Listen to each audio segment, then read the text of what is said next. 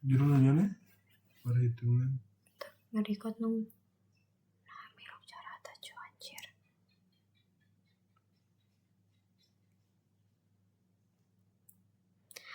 Assalamualaikum warahmatullahi wabarakatuh. Perkenalkan, saya dari kelompok 4. Mungkin di sini langsung saja saya akan mempresentasikan. Nah, sebelumnya perkenalkan, saya Nuzul Laili. Di sini juga saya ada rekan-rekan saya, yaitu yang pertama itu ada Sahrul, ada selanjutnya itu ada Sriani, dan ketiga itu ada Diki Armansyutomo. Nah, di sini teman-teman bisa lihat pada slide tracknya itu ada dataset Titanic. Nah, di sini datasetnya itu yang pertama itu untuk kita tuh ada 4 dataset, teman-teman bisa lihat di sini.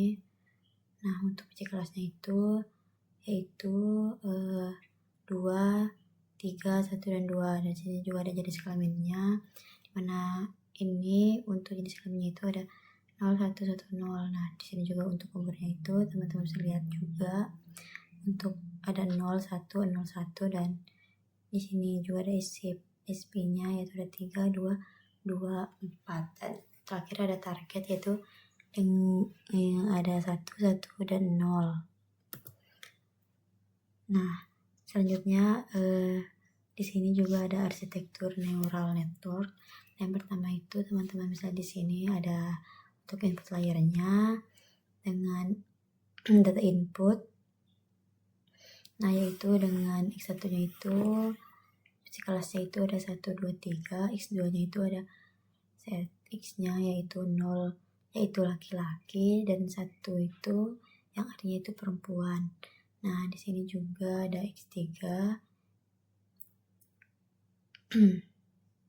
Selanjutnya di sini ada fungsi aktivasi. Di sini kita pakai fungsi aktivasi sigmoid dengan rumusnya yaitu ada F2 sama dengan 1/1 tambah I pangkat Z. Nah, ini juga berlaku untuk di hidden-nya dan output-nya nanti ya. Nah, di sini selanjutnya ada bobot awal hidden layer. Nah, di sini teman-teman bisa lihat gambarnya ya. Selanjutnya juga di sini juga ada bias awal untuk output layernya. Di sini juga ada untuk learning rate-nya yaitu 1. Nah, selanjutnya di sini juga teman-teman bisa lihat ada alur input sampai outputnya. Nah, seperti ini teman-teman bisa lihat. Di sini juga ada cara model menghasilkan prediksi. Nah, dimana hasil Y vs ambang batas atau 0,5. Nah, di sini yang artinya teman-teman bisa lihat di sini ya sendiri.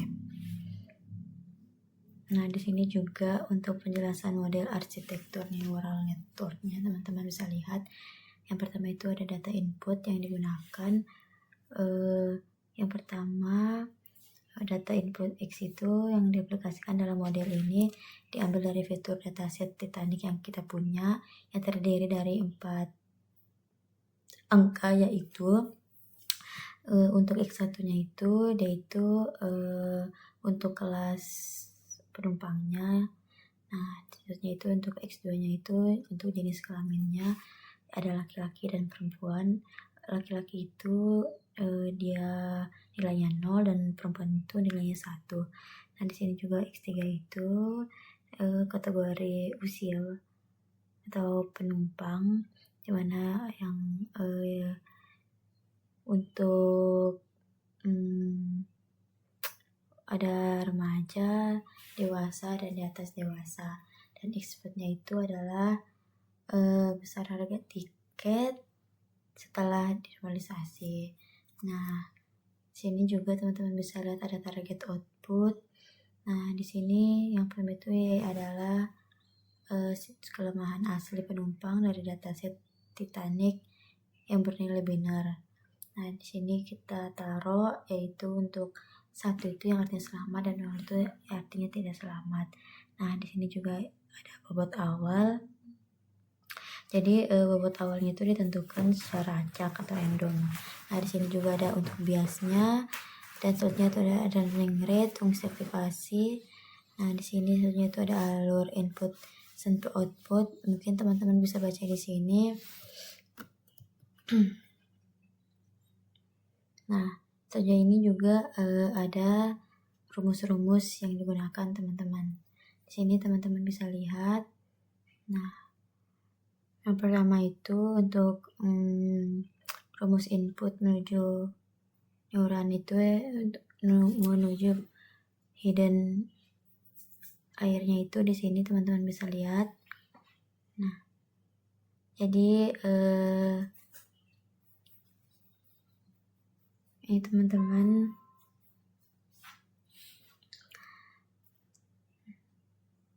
Nah, di sini juga ada rumus aktivasi neuron hidden layer-nya.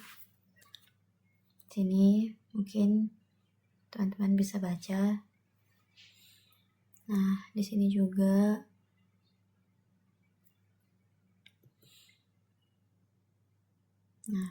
di sini masih sama, ada rumus-rumus yang digunakan ya teman-teman.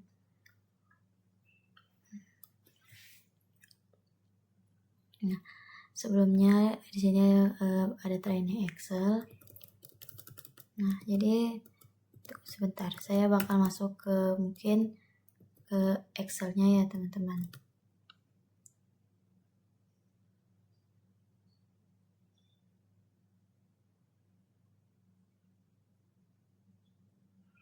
Nah, jadi kita masuk aja langsung ke sininya, ke apa sih namanya, ke perhitungan Excel-nya. Yang pertama itu kita ke dataset. Nah, jadi teman-teman bisa lihat di sini untuk dataset saya. Jadi di sini saya sudah tandai juga. Kita menggunakan ada 4 dataset.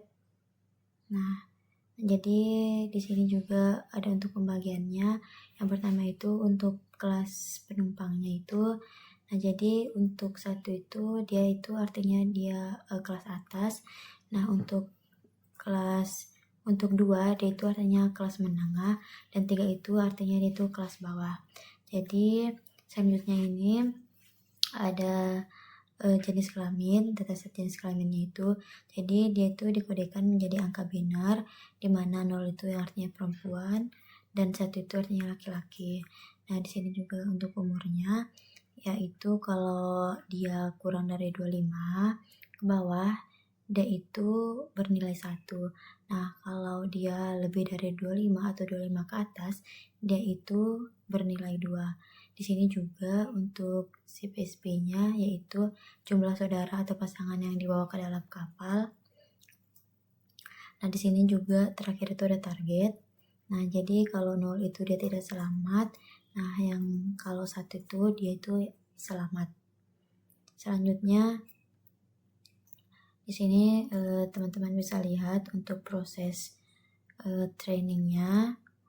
Nah, jadi di sini teman-teman kita menggunakan learning rate-nya itu 0,4. Selanjutnya itu ada threshold-nya itu 0,5.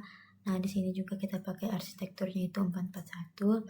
Di sini kita pakai aktivasi function-nya itu dengan aktivasi sigmoid. Nah, di sini juga kita udah ada untuk nilai untuk WH1-nya itu 0,2 dan W2H1-nya itu min 0,1, W3H1-nya itu 0,4. Nah, di sini juga W4H1 itu min 0,3. Nah, di sini juga untuk BH1-nya itu dengan nilainya itu 0,1. Sini juga W1H2-nya itu min 0,4, W2H2-nya itu 0,3, W3H2-nya itu min 0,2. Di sini juga teman-teman bisa untuk seterusnya. Nah, selanjutnya di sini teman-teman bisa lihat untuk input satunya ini. Nah, di sini kita ada memakai 4 input dan 1 target.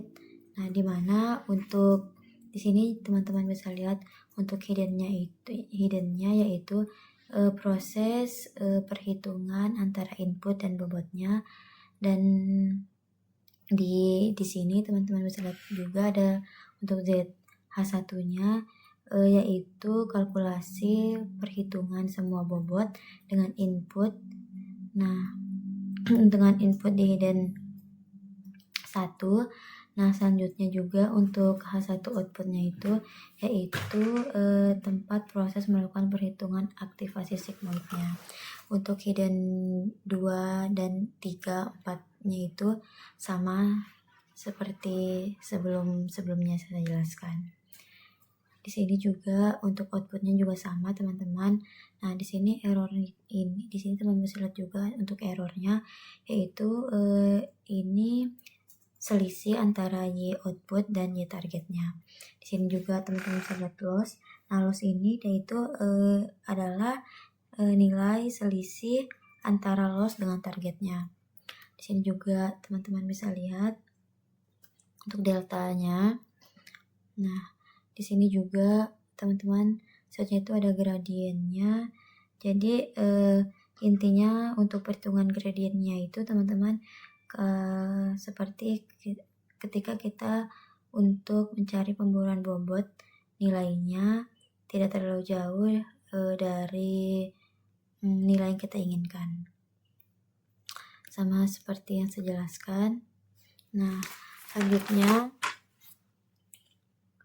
di sini teman-teman juga bisa lihat untuk untuk bobot baru.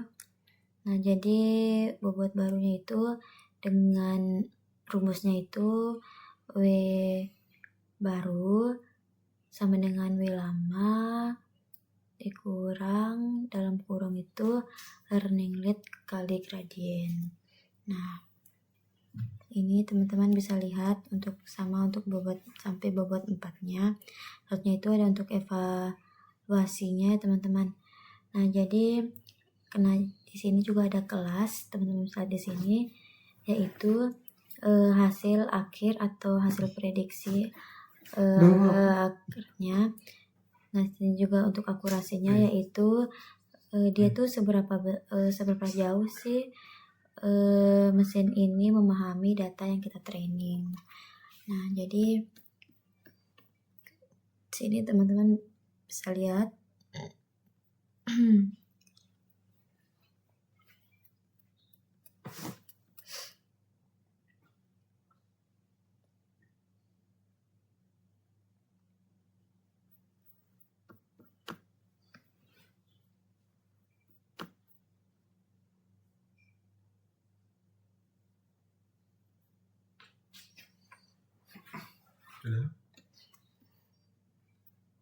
Nah, jadi di sini kita mendapatkan yaitu ada 1240 epoch-nya.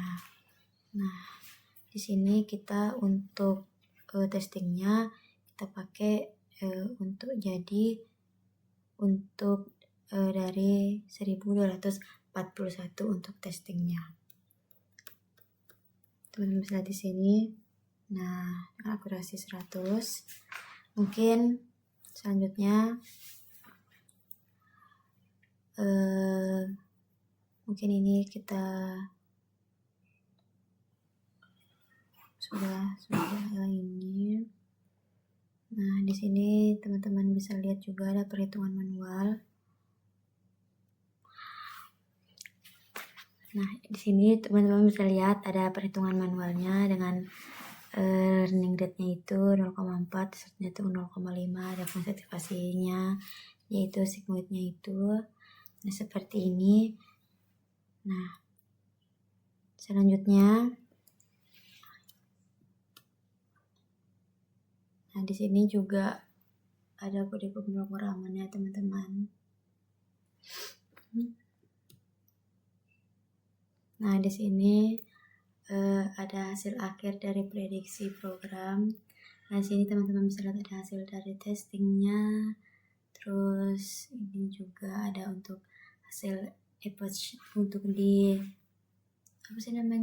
di Excel-nya. Nah, di sini ada hasil akhir loss dan akurasi programnya untuk loss trainingnya. So, di sini juga ada hasil akhir loss dan akurasi programnya untuk akurasi trainingnya. Nah, di sini juga untuk perbandingan hasil Excel manual dan kode program. Jadi untuk Excelnya itu dia tuh presinya itu terbatas pembulatannya. Setelah itu di sini juga untuk perhitungan manual itu dia sangat terbatas. Nah, untuk bagian kode program dia itu sangat tinggi. Untuk kecepatannya itu untuk Excel itu dia sedang, sedangkan perhitungan manualnya itu dia sangat lambat. Nah, kalau di kode programnya dia itu sangat cepat. Di sini juga untuk konsistensinya itu kalau Excel dia tuh rentan dengan error manualnya. Untuk perhitungan manual itu dia sangat rawan error. Nah, untuk kode program itu dia sangat konsisten. Yang terakhir itu ada skalabilitas. Untuk yang Excel-nya itu dia tuh sulit untuk banyak data. Sedangkan untuk perhitungan manualnya itu kemungkinannya itu tidak mungkin. Dan untuk kode program dia sangat mudah. Jadi Excel sangat efektif untuk pembelajaran, yaitu membantu memahami bagaimana input mengalir menjadi output melalui rumus satu persatu. Nah, sedangkan Python dia sangat efektif untuk implementasi, digunakan untuk dataset besar, efisiensi waktu, dan tingkat akurasi yang presisi untuk kebutuhan riset industri. Sini akurasi 100%, yaitu adalah tantangan dalam GST karena adanya noise pada data. Jika model Python tidak mencapai 100%, itu bukan berarti gagal, melainkan cermin dari data asli yang memang memiliki ambiguitas atau kontradiksi. Nah, mungkin sekian dari saya. Kurang lebihnya mohon maaf. Wassalamualaikum warahmatullahi wabarakatuh.